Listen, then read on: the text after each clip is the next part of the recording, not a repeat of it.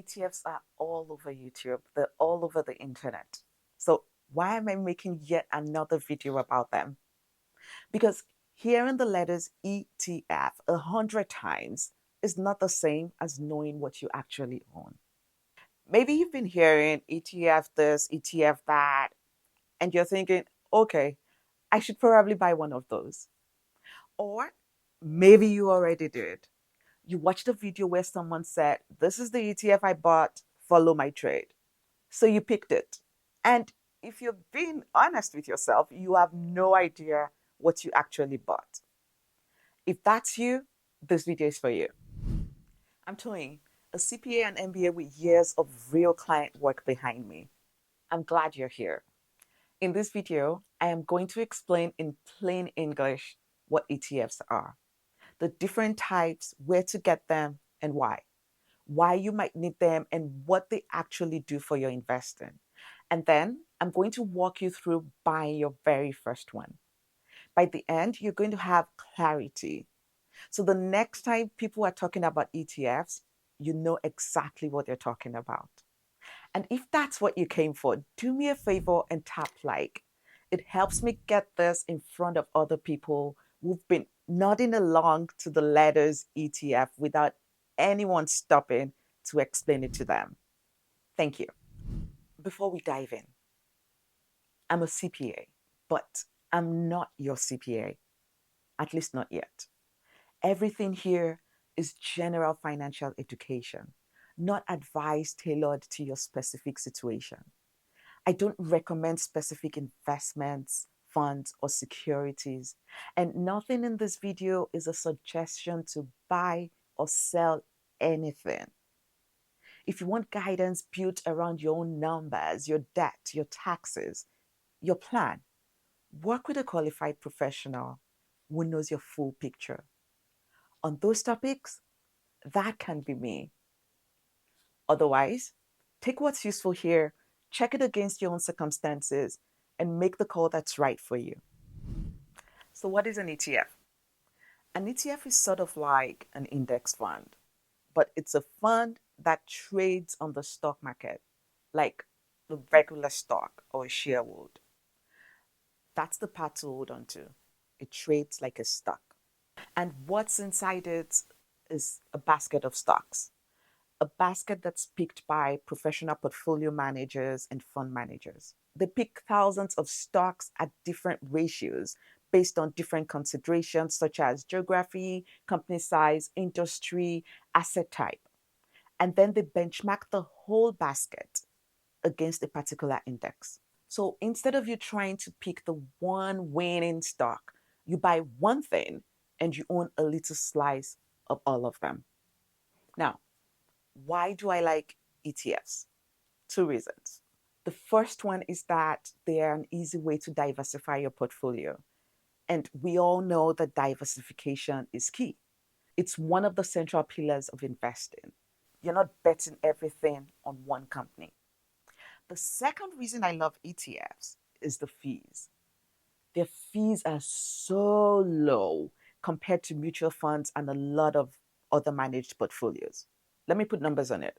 A lot of mutual funds charge you a management expense ratio of about 2%. And you can find ETFs as low as 1/10 of 1%. That is almost ridiculous. It's almost like you're paying nothing, right? And here's why that matters so much.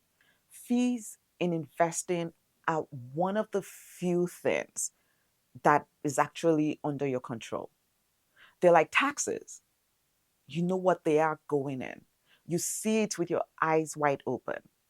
The return on your investment, you cannot control, but the fee, you can.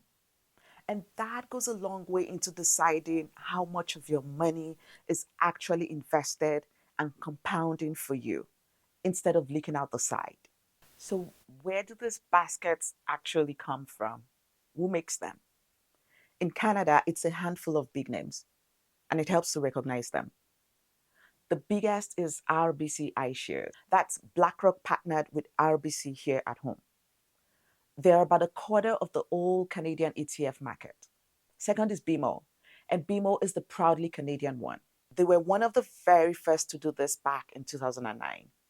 Third is Vanguard, the company a lot of people credit with bringing down fees in the first place.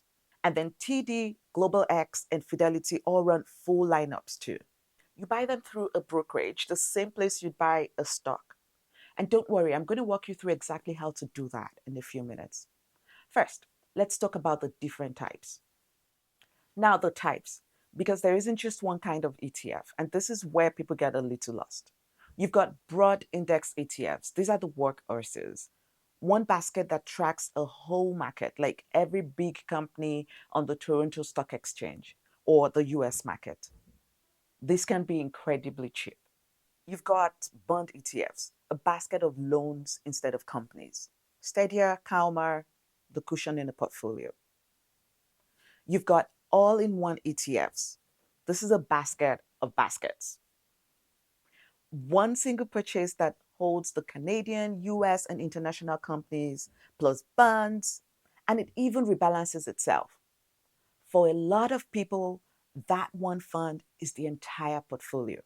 And then you've got the spicy ones, the sector ETFs, the theme ETFs, the trendy ones, which brings me to my honest read. Sure. Here's my honest take on the spicy, trendy ETFs. The mining sector one, the latest hot theme one, the crypto stock. I'm not a fan. I'm not a fan of any trend. I just believe that things that have been tested and trusted and are classic have a way of being better for you in the long run. A spicy or trendy ETF could give you a great return today, but I'm a believer in long term investing, in growing your wealth effectively. And notice I didn't say slowly, I said effectively and as efficiently as possible. In fact, there are now more ETFs out there than the actual funds they're benchmarking against. These companies are just churning them out just to pull more of your money in their direction. A lot of them you do not need. Don't fall for it. And look, if you want someone in your corner helping you not fall for it, that's the whole point of this channel. Subscribe and stick around. Count money, plain English, no hype. Now, here's where most people actually get stuck. They get stuck trying to pick the perfect ETF. They want to make absolutely sure it's exactly the right one, the one that's perfect for them, overthinking it, overanalyzing it. And I would say, no, stop overthinking, stop overanalyzing. You're already watching this video. Watch any other ETF video I make, and you get a good idea of where to start. And remember, you're starting. This is not going to be the only time you will invest. So pick the first one and keep learning. Keep coming back here, and I'll keep telling you more. And the goal is not to go crazy and end up with a rainbow of ETFs. You don't need a lot of them. You just need to be well diversified. That's it. So now that you've stopped overthinking which one, let me actually show you how to go and buy your very first ETF. Okay, so how do you actually go and buy one? Let me walk you through it. It's far less scary than it looks or than people make it sound. First, you need a place to buy it. That's a self directed brokerage, which is just a do it yourself investing app. The good news is most of them now let you buy ETFs with zero commission. The big bank brokerages can still charge you around $10 a trade, which adds up fast when you're buying regularly. So keep an eye on that. Second, you open an account. You need your SIN, and it takes just a few minutes. Now, you'll be asked which type of account you want. That choice and what it means for your taxes is a whole video on its own, and I'll link it for you. For today, the buying steps are exactly the same no matter which account you pick. Third, move your money in. You link your bank and transfer some money over. And you do not need thousands. $100, $50 is a real start. Here's the one thing that people miss though. Once that money lands, it is just sitting there as cash. It's not invested yet. You're not done. Fourth, find your ETF. You search its name or its ticker, which is just that short little code right there in the app. And fifth, you place the order. You type in how many units you want and you hit buy. If you're a long term buy and hold beginner, a simple order at a cow moment is completely fine. You're not trying to time anything, you're just getting in. And that's it. Your cash turns into units of the fund. And just like that, you own it. Congratulations. And to make it even easier on yourself, set up an automatic deposit so it happens every month without you even thinking about it. Money goes in, it gets invested, you go live your life. That's the whole thing everyone makes sound so complicated. That was all of it. So here's my honest take. It's the same thing I said in my video on boring investing. The boring ETFs are the way to go, not the exciting ones. Sorry, I know that's not the thrilling answer, but the boring basket is usually the one quietly doing the work. And if that's your speed, calm and boring and steady, I write one short letter every Sunday. It's called the Sunday Money Letter. One idea, about 5 minutes, no hype, just a steady voice in your corner heading into the week. It's free and the link is in the description. Now you know everything you need to start investing, or you finally understand what's already sitting in your portfolio when it comes to ETFs.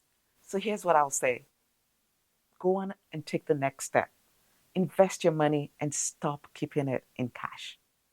And if you want to understand why the boring, steady approach is the one that actually wins, that's my video on boring investing right there. Go watch that next. I'll see you in the next video.